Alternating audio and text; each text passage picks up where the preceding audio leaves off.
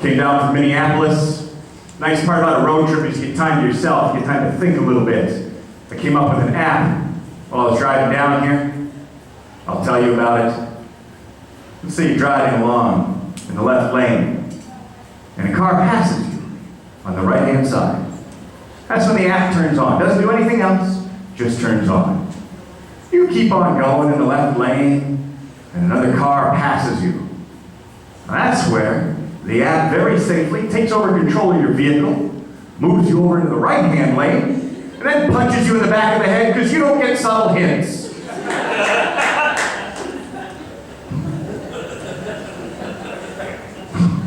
Some of you are offended by that joke. Get the hell out of the left lane. Went to a wedding recently.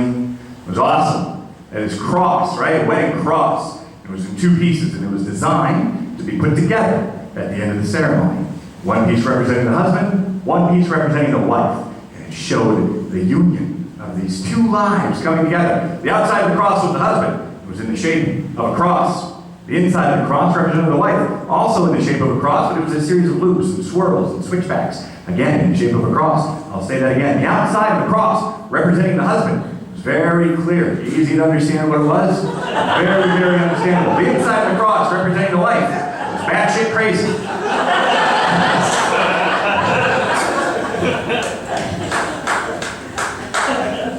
Sat at a table at the reception with this couple that had been married for 52 years.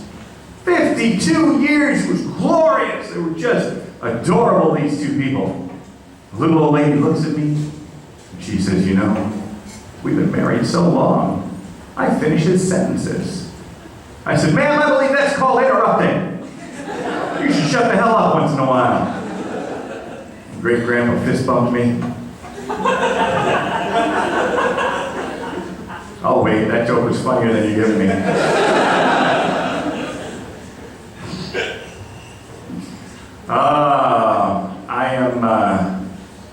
I'm not good at the man stuff. Here's a whole section of mostly men, save for one very nervous woman. I don't do man stuff well, right? Like you look at me and you can see that I might have potential, but I don't. I peaked when I was 12. Like, this is already in the decline mode, okay? I don't do man stuff well, and I blame my dad. Our sex talk was very bad. I'll explain. He said, son, sex is like getting something stuck in your teeth. You're gonna work on it for a long time with your tongue, and that's not gonna work, so you're just gonna send in something bigger so you can get to sleep.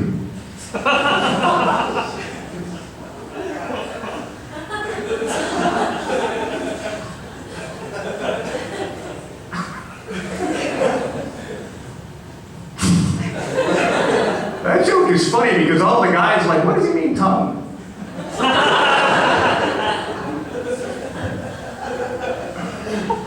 But I do well in one department. I'm like the Rain Man when I get into auto parts stores. That's like my mecca. Men, back me up on this. You get there, your brain just starts swelling with knowledge you didn't even know you had. You start spouting out advice, at least I do. People are walking around, I'm helping them, I'm pointing at stuff, just giving out amazing advice. Comes from nowhere. I'm the guy who has to go to an auto mechanic just to get his tire pressure checked. I don't belong in an auto parts store, right? I'm walking through, and I ask this guy, hey, what are you working on? Oh, I'm going to put a 390 in this 46 Ford. Well, you know, originally a 46 Ford came with a 226. That was a straight 6, so you're going to have to adjust those motor mounts because it's not going to accommodate a V8 naturally. You're going to have to make some changes. Additionally, that's quite a boost in the horsepower, so you're going to have to get a different transmission. And that originally came with a 3-speed. You're going to have to put a 4 on the floor in there, maybe a torque light. I'm not sure. No matter what happens, as soon as you drop the hammer on that boy, it's going to probably twist the frame, so you're going to have to reinforce that too. And the dude's like, wow, you know a lot about cars. What are you in here for? Oh, I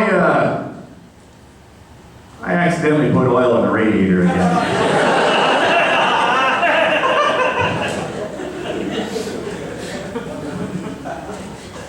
Just not good at stuff. I got 3 kids, one of each. My youngest daughter, she's amazing. She's 15 years old now, but she's amazing. We go driving along in the car, and I like to impart little pearls of wisdom on her. One day we were driving along, and a song came on the radio. I love this song. It's a song by Warren Zevon, and it's called Keep Me in Your Heart. It's a beautiful song, and I tell my little girl, like, sweetie, this song is a beautiful song, but it's a sad song. And she said, why is it sad, Daddy? And I said, I'll tell you, sweetheart. It's sad because Warren is telling this woman that he loves her with all his heart, but he doesn't know if he'll always be with her.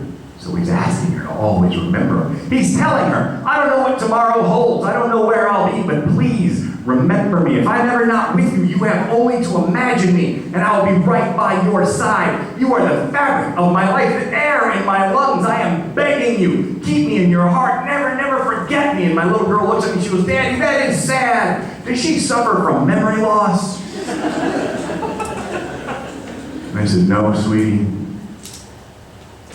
No woman does.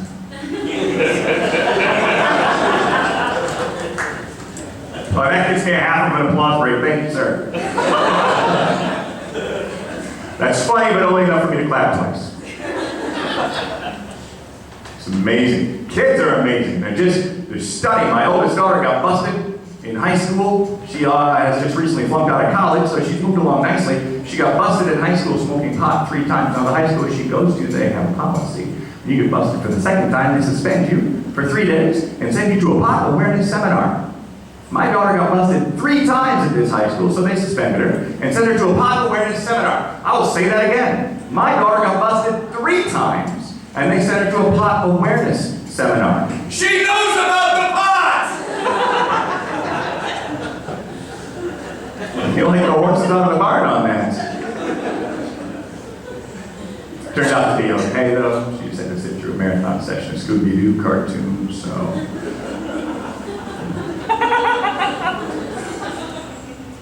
Pot smokers like that joke.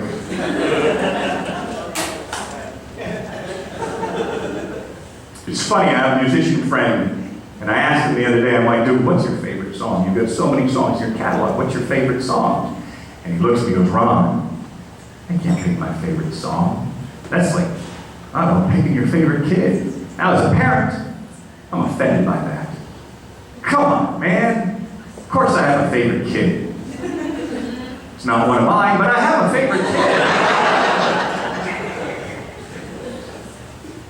I saw the show on the Discovery Channel the other day. It was great. It was so cool. They did this special on these girls. They were 7 years old and they were conjoined twins. Joined at the head, the top of the head. 7th birthday, they put it on TV. Why? Because they weren't even supposed to live 6 months, so this was a big deal. 7th birthday party. Wow! Let's have a TV show. Amazing. Really cool. A lot of fun, right? These girls are running around. They're mainstreamed in school, and the parents are so proud. The mother, especially. The mother looks right at the camera, and she goes, I'm so proud of my girls. I wouldn't change a thing. And I thought, really? You wouldn't change anything? You get the ultimate mulligan here. You can't think of one thing you might change on your girls. I have 3 kids, all with their own separate heads, and I can come up with like 10 things I'd change.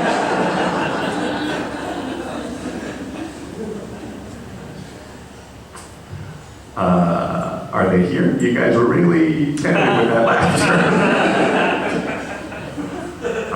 It's cool though, so you know, it's nice that you guys came out, and I appreciate you guys coming out and supporting comedy. Here's the thing, what I'd like you to do is do me a small favor. Tonight when the show is over, we have a chance to meet John Russell in the back, the host of the show. Give him a round of applause, by the way. A round of applause for John Russell. Stand up, doing really well.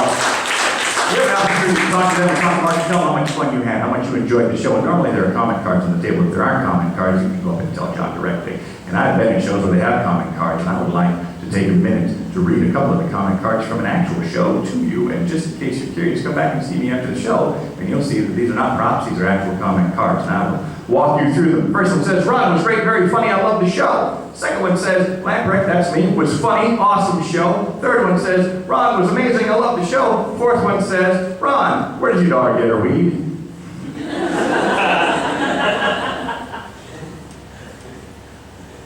You guys are like, that's hilarious. Now move on.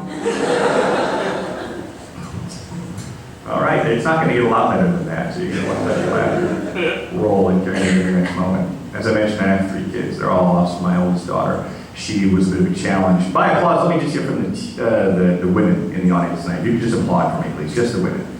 Just the women. Just the women. Very good. Now, all the people who just applauded, how many of you were a teenage girl at one point in your life? Just about the same amount. Good for you. How many of you who just applauded have actually apologized to your parents for the horrible person you were as a teen? Not a one, gentlemen. Guess what you're sitting next to? I bring that up because my daughter, when she was 17, I picked her up from school one day. This was in late December. And we got in an argument immediately. Got in the car. And she starts yelling at me, right? Her words to me, last sentence, her words to me were, "Why don't you go die?" Okay, now that reminded me of conversations I'd had with my parents when I was a kid. How they were similar and how they were different. They were similar in that I was often disrespectful to my parents. They were different in that my dad would handle it by throwing me through a wall. So here's the thing. About 2 weeks prior to that, she let me know she wanted a new iPod for Christmas. I'm a good dad, I bought that iPod. Now we had this little exchange, and I get home. I go home, she goes to her room, I go to my room where I'm keeping the iPod. I grab the bag, I take the bag, I open it up, I take out the box, there's the iPod. I open up the box, I put the iPod in my back pocket, I close the box, I put the box back in the bag. Then I head into her room, but on the way in there, I grab a small hammer, because I have those laying around, I put it in my other pocket. Then I hand her the bag. She takes the bag out of my hand, opens it up, sees the box, reaches in, takes the box out, her eyes get huge.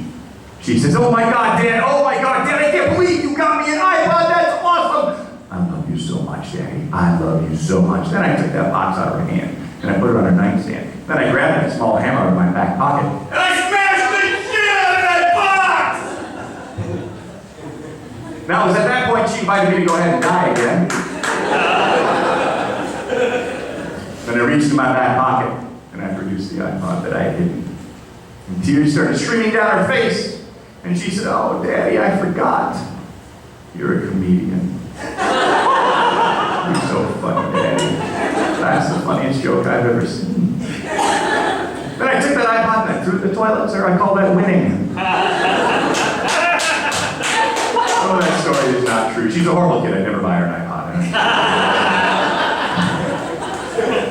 I grew up differently. And a lot of you are roughly my age, right? Somewhere between 35 and super old. Super old. Here's the thing. I didn't have a sense of entitlement when I was a kid. You work for your stuff. You work for everything. I grew up middle class poor. Middle class poor means we had stuff, but we didn't have good stuff, right? We had what we needed, but we rarely got what we wanted. Here's an example. We had cereal, but we had the really bad cereal, right? Like my friends were eating Sugar Smacks. I was eating puffed wheat. Puffed wheat is just like Sugar Smacks without the sugar or the smack. Puffed wheat is such a bad cereal, the manufacturer thought they could make it better by injecting it with air. Puffed wheat is such a bad cereal, it comes in a plastic bag, right? Everything else in the free world that comes in a plastic bag also has a warning on the bottom of the bag. Choking hazard. Keep away from small children. Suffocation hazard. Not puffed wheat. It's like puffed wheat is saying, "Hey kid, your life already started out in a crapper. Finish your breakfast and off yourself." Puffed wheat is such a bad cereal that even puffed wheat doesn't want to be in the bowl. You had to hold it down when you poured the milk because it just kept coming up at you. You had to mash that into the bowl.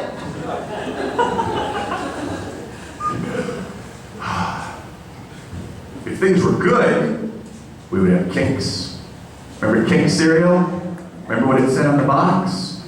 Kix, kid tested, mother approved. What homeless shelter did they query to get that endorsement? Kix. Sounds like tricks. Where the similarities ended.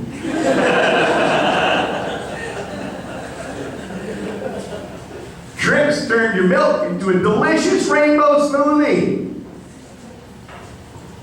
Kix made your pee smell funny.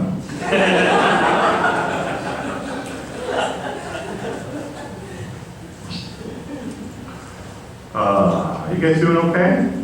A little uncomfortable laughter with some of these jokes. It's funny, Rochester's a great town. I love coming down. You guys are always terrific. Goonies is a great club. You're doing a really good thing about sticking around here and supporting comedy and making it happen. And I can tell you this, Rochester is thought of very highly in the comedy world, so thank you for making that happen. I will leave you with this one story. I am a huge, huge fan of professional athletes, right? Professional sports, but professional athletes in general. Male, female, doesn't matter to me. I'm a huge fan of the discipline it takes to become a professional athlete. It's amazing how hard they work, the commitment they get in to have that kind of body control. It's amazing what they can do. Their body control just blows my mind. You have those people over there. Over here, you have the people like me who get their toe hung up in their underwear in the morning. I'll explain. I feel like I lost a couple of you on that. LeBron James, widely considered to be one of the best basketball players on the planet in the history of the game. He's 6'9". He's about 7% body fat. He is amazing. He's paid millions and millions of dollars a year to do one thing, and that's score points. There are 5 people on the defense paid millions and millions of dollars to stop him from doing that one thing. It's a beautiful, delicate ballet. Somebody wins, somebody loses. He jumps up in the air. They jump up in the air. He doesn't know where they're going. They don't know where he goes. It's a beautiful thing. Over here, my underwear. The underwear I control is only going up. The foot, my foot, has only to go down to make this equation work. Now that's a long way to go to tell you I may or may not be wearing underwear right now. My name's Lamprecht. Thank you so much for coming out tonight.